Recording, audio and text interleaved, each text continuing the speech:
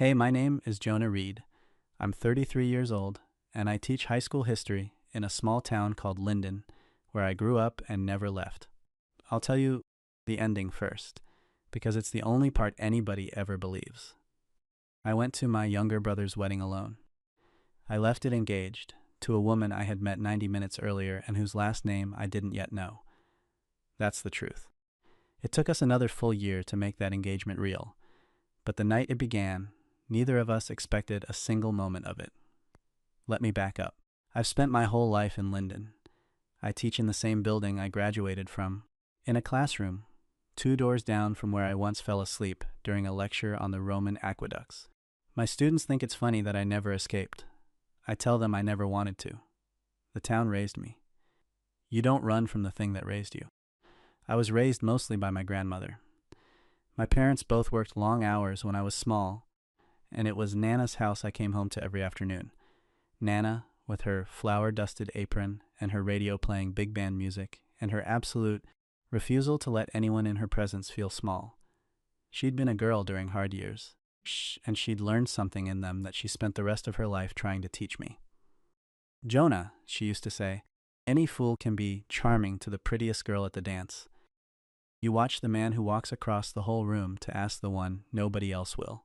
That's the only kind of man worth being. The measure of a person is how they treat the one nobody's dancing with. She said it so many times it stopped meaning anything to me, the way the most important things often do when you hear them young. Then she got sick, the year I turned 31, and I moved back into her house to look after her.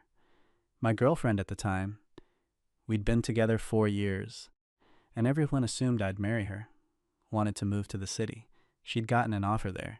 She asked me to come. I couldn't. Nana had 18 months left, the doctors thought, and I wasn't going to spend them 4 hours away. So my girlfriend went, and I stayed, and that was the end of that. People in town were kind about it in the way that's worse than unkind. The soft looks, the lowered voices. Poor Jonah gave up everything for his grandmother. Now look at him, all alone. Nana passed the following spring, and about a year after that, my younger brother Mark got married. I was happy for him. I want that on the record before I tell you the rest. Mark's a good man and Sarah's a good woman, and they deserved every bit of their happiness. But a family wedding is a hard place to be the older brother who gave up his own shot at it. My mother meant nothing by it, I'm sure, but she spent the whole rehearsal dinner introducing me to Sarah's single cousins with a brightness that made my skin crawl. An uncle clapped me on the shoulder and said, "Your turn next, eh, Jonah?" with the careful, pitying smile of a man glad it wasn't his problem. At the reception, they sat me at the back table. Every wedding has one. The leftover table, farthest from the dance floor, where they put the odd numbers, and the people who don't quite fit the seating chart. I knew exactly what it meant that I was at it. The single older brother, slotted out of the way. I took my seat without complaint and reached for the wine, and that's when I noticed the woman across from me. She was the only other person at the table, not talking to anyone. Dark hair pinned up, a deep green dress, sitting very straight, with her hands folded in her lap, like she was holding herself together by posture alone. She was beautiful in a way that had nothing to do with the dress. The kind of beautiful that comes from a face that's decided not to let anyone see. It's been crying. She caught me looking and lifted her chin a fraction, daring me to say something pitying. "Back table," I said instead, raising my glass an inch. We must have done something to deserve it. The corner of her mouth moved. "I think the back tables, where they put the people they're afraid, will cause a scene." "And which one are you?" "The one they're afraid will cry," she said. "You?" "The one they're afraid won't ever find a wife," I said. "My mother's been apologizing for me all weekend." She laughed then, a real one, surprised out of her, and put her hand over her mouth like she'd forgotten she was allowed to. "Then we're well matched," she said. "I'm Maren, Jonah, bride or groom. Bride, Sarah's my cousin." Her smile faded a little. I almost didn't come. I was about to ask why, but I didn't have to, because that was the moment the trouble walked over. He was a tall man in an expensive suit, a glass of something brown in his hand, a woman in a red dress on his arm. He came straight to our table with the loose, easy confidence of a man who has never once been the one nobody's dancing with. He stopped behind Marin's chair and looked down at her, and the temperature at the table dropped 10 degrees. "Marin," he said, "I wasn't sure you'd show. Brave of you." He glanced at the woman beside him, then back down. "You remember Chloe?" I watched Marin's spine go rigid. "Daniel," she said, very evenly. "Congratulations on the engagement. Sarah mentioned it." "We figured it was time," Daniel said, swirling his glass. "When you know, you know." He let that sit, a small cruelty, and then he twisted it. "No date tonight. I thought you'd have moved on by now. Been, what, almost a year?" He smiled like he was being kind. "I hope you're not still. She has a date," I said. I don't entirely know what made me do it. I'd known Marin for 9 minutes. But I heard Nana as clearly as if she were standing behind my own chair. "You watch the man who walks across the whole room." And I was already standing up and moving around the table, and my hand was on the back of Marin's chair, and the words were out before I decided to say them. "She's with me." I looked at Daniel and put every quiet thing I had into it. "I'm sorry, I don't think we've met. I'm Jonah, Marin's fiancé." The table went silent. Marin went absolutely still beside me. Daniel's smile flickered. "Fiancé," he repeated. Marin didn't mention. "We're keeping it quiet," I said. "We didn't want to take anything away from Sarah's day. You understand." I let my hand rest on Marin's shoulder, light, asking permission with the gesture, ready to drop it the second she pulled away. She didn't pull away. After a moment, I felt her reach up and lay her hand over mine, cool and trembling, and press down once. "Yes, of course," Daniel said, his charm gone a little brittle. "Well, congratulations to you both then." He steered Chloe away toward the dance floor, and he didn't look back, and Marin let out a breath she'd clearly been holding since he walked up. "You didn't have to do that," she said quietly. "I know. He's my ex, obviously." She was still holding my hand on her shoulder, like she'd forgotten it was a performance. "We were supposed to get married last fall. He left in July. He's marrying her in the spring." She closed her eyes. "Psst. And my whole family thinks I'm the one who fell apart, and I let them dance at this wedding and watch me sit alone at the back table and feel sorry for me, and I was about to get up and leave, and then a complete stranger called himself my fiancé." "You can drop it whenever you want," I said. "Just say the word, and I'll have been a confused man at the wrong table. No harm done." She opened her eyes and looked at me. "Or," she said slowly, "you could ask me to dance, since you're my fiancé and all." So I did. I'm not a good dancer. I want to be clear about that. But I walked Marin Cole all the way across that reception hall, past the table of cousins my mother had wanted me to meet, past Daniel and Chloe, to the very center of the floor, and I put a hand at her back, and we moved slowly to something old and sweet, and for the length of one song, the woman everyone had come to pity was the most luminous person in the room. I could feel the whole wedding watching. I didn't care. Neither, it turned out, did she. "Tell me something true," she said, her head near my shoulder. "If you're going to be my fiancé, I should know one true thing about you."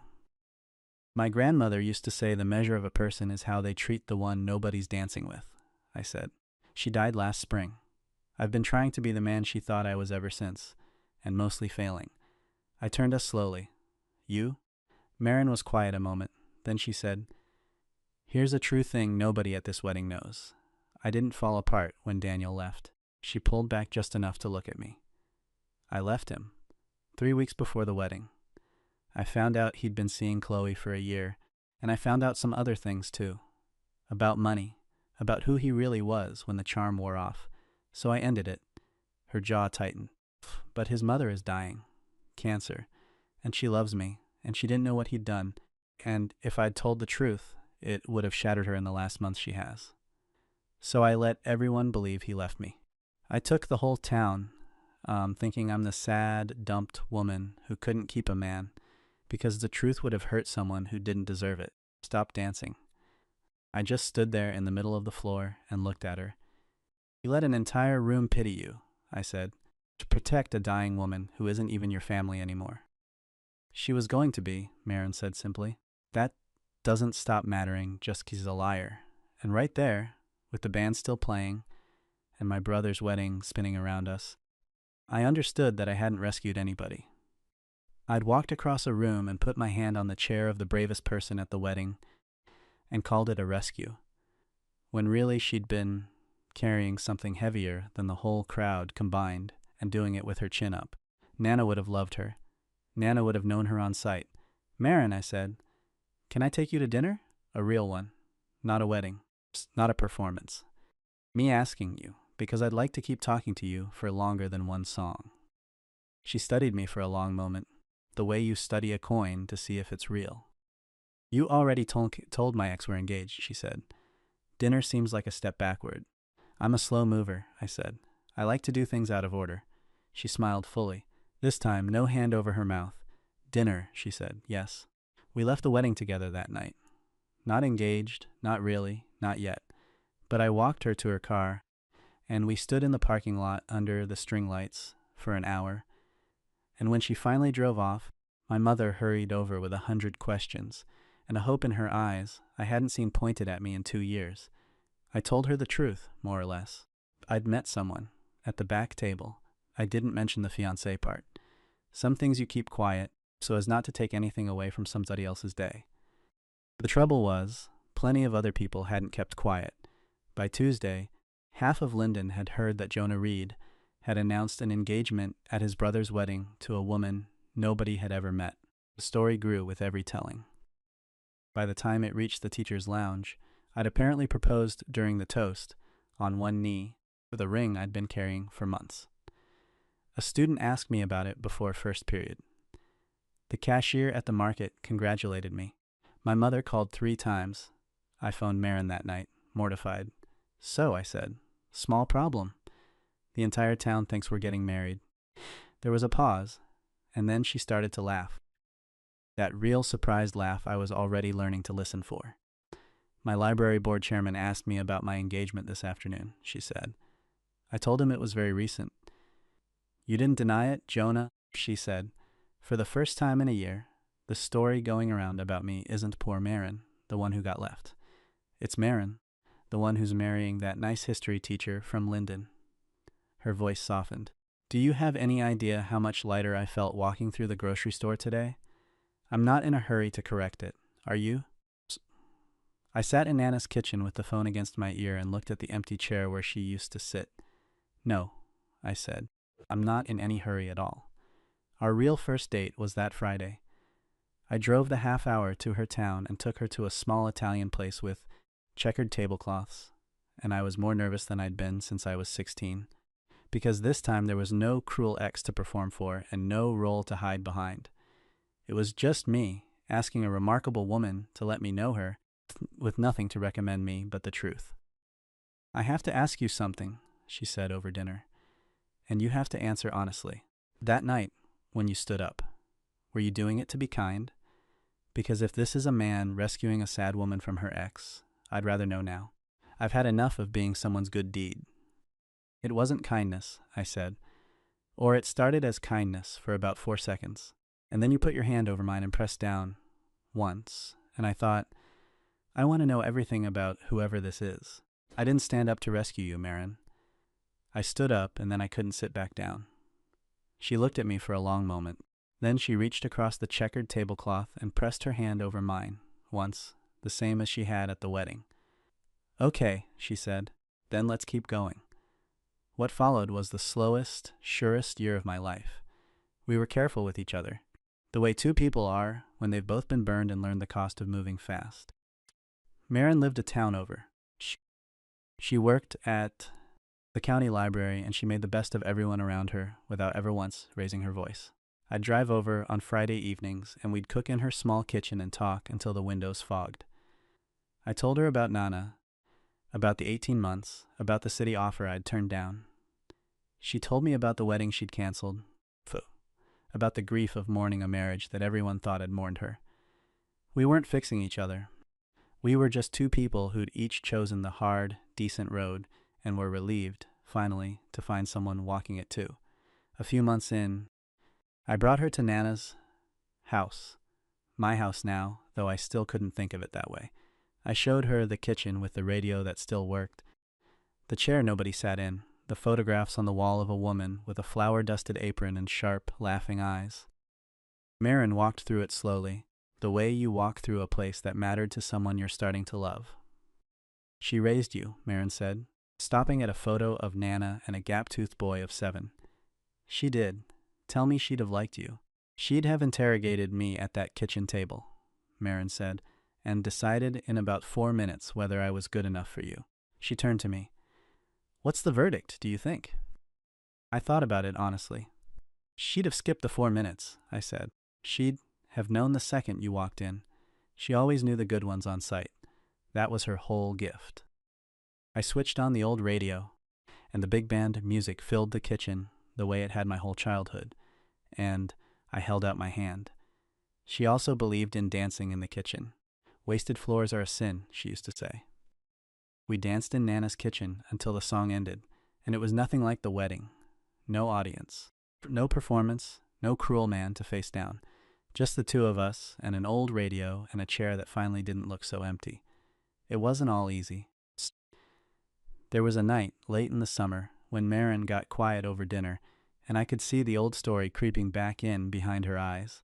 Finally, she set down her fork. What if I'm only with you because you're the first kind thing that happened after Daniel, she said. What if I'm still just the dumped woman and you're just the rebound and I'm too broken to tell the difference? Her voice was steady, but her hands weren't. Everyone back home still looks at me like I'm something that got returned. Maybe they're right. Maybe I'm leftover and you're settling and neither of us can see it yet. I didn't rush to argue. I'd learned not to talk a person's fear smaller before they'd finished saying it. My grandmother had a thing she said. I told her when she was done. About the back table. She said the world puts people there because it's decided what they're worth. And the world is wrong about almost everyone it does that to. You didn't end up at that table because you're left over, Marin. You ended up there because the one time it counted, you chose somebody else's peace over your own pride. That's not a flaw I'm overlooking. That's the whole reason I crossed the room. She was quiet for a long time. I keep waiting to find out you're too good to be true, she said. I'm not, I said. I'm a slightly below average dancer who teaches kids about aqueducts and turned down a city he was scared of leaving. But I know exactly what you're worth, and it isn't a back table. I took her hand. I'm not going anywhere. You don't have to keep checking. She didn't after that. Not as much. The old story got quieter every month, until one day I realized she'd stopped telling it about herself entirely. But the moment I stopped wondering and started being certain came later, and it came at the worst possible place. In the spring, Daniel married Chloe. Marin wasn't invited and didn't want to be. But Daniel's mother, the woman Marin had protected, died 2 weeks after the wedding, and Marin went to the funeral, and she held that woman's hand at the end and never once told her the truth. And the woman went peacefully believing her son was a good man who'd simply fallen in love with someone new. I drove Marin home from that funeral. She cried the whole way, and I let her, and I didn't say a single comforting word, because some griefs aren't meant to be talked smaller. I just kept my hand on hers on the gear shift and let it be as big as it was. That was the night I knew. I proposed the following autumn, a year and a few weeks after my brother's wedding. I didn't make a spectacle of it. I took her back to the same reception hall, which I'd rented for the evening. Empty, just the two of us, and a borrowed speaker playing the same old sweet song. I led her to the center of the floor, where we'd stood a year before. A year ago, I said, I walked across this room and lied to a cruel man, because my grandmother taught me you cross the whole room for the person nobody's dancing with. I got down on one knee. I've been trying to be the man she thought I was my whole life. The only time I ever actually managed it was the night I met you. So I'd like to keep crossing rooms for you, Marin Cole. For as long as I've got. Will you marry me? For real this time. She was laughing and crying at once. You're still doing things out of order, she said. You proposed to me before our first date. Is that a yes?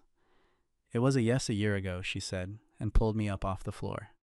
I was just waiting for you to catch up. We were married that winter in the same hall, at the same back corner table where we'd met. We'd had them set the head table there, on purpose, in the leftover spot, The place they put the people they're afraid will cause a scene, my mother cried. My brother gave a toast about how the family had spent 2 years worrying about poor lonely Jonah, and how it turned out poor lonely Jonah had just been waiting to find the one other person stubborn enough to sit through a wedding alone with their chin up. Marin wore green, not white. She said she'd already done white once, for a man who didn't deserve it, and that green was the color she'd been wearing the night she met the one who did. We left an empty chair at our table that night, the way some families do. I told Marin it was for Nana. It was. But I'll tell you the truth. It was also for everyone who's ever sat at a back table, feeling like the leftover, the odd number, the one nobody walks across the room for. I wanted there to be a seat there. I wanted it to be seen. For a long time, I thought the story of how we met was a story about a lie. A quick, kind lie I told a cruel man at a wedding. The fiancé who wasn't. The rescue that wasn't a rescue. But that wasn't the story at all. The story is that two people got put at the back table because the world had quietly decided they were what's left over. The brother who'd given up his shot, the woman who'd been publicly thrown away, and the world was wrong about both of them. She wasn't the dumped one. She was the one with enough grace to take the blame and protect a dying stranger. I wasn't the one who couldn't find a wife. I was the one who'd been waiting for someone worth crossing a whole room for. We weren't leftovers. We'd just been waiting at the wrong tables, for the right person to sit down. My grandmother was right about almost everything, but especially about this. Any fool can be charming to the prettiest girl at the dance. You watch the one who crosses the whole room for the person nobody else will. I went to a wedding alone, sure that I was the thing everyone pitied. I left it walking beside a woman who'd been carrying more dignity, quietly, than the entire dance floor combined. And the truth is, I never rescued Marin. I just got up from the back table, walked across the room, and was lucky enough, for the rest of my life, to be the one she let sit down.